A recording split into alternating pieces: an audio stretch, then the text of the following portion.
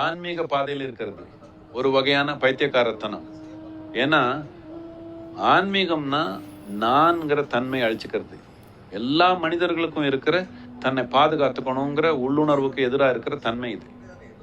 இந்த ரெண்டு எதிரெதிரான சக்திகளும் உங்களுக்குள்ள செயல்படுறதால ஒரு ஆன்மீக சாதகருக்கு நிறைய குழப்பங்களும் சந்தேகங்களும் வந்துட்டே இருக்கும். ஒவ்வொரு படியிலையும் உங்க மனசு கேள்வி கேட்கும், இது அந்த அளவுக்கு பயனுள்ளதா இருக்குமா? நான் நிஜமாவே காலையில் எழுந்து என்னோட மூச்சை பிடிச்சிட்டு இருக்கணுமா? இது என்னன்னா, வாழ்க்கை உங்களை போதுமான அளவுக்கு அடிக்கல. நீங்க வலி இல்லாம கத்துக்க மாட்டீங்க. ஆனா என்ன சுத்தி இருக்கிறவங்க வலி இல்லாமலே இதை கத்துக்கிற அளவுக்கு புத்திசாலியா இருக்கணும்னு நான் ஆசைப்படுறேன். இப்போ நான் ஒரு நாளைக்கு 4 தடவை பிராணாயாமம் பண்ணணுமா? விஷயம் அது கிடையாது. இதுக்கு தேவையெல்லாம் இடைவிடாத கவனம் தான்.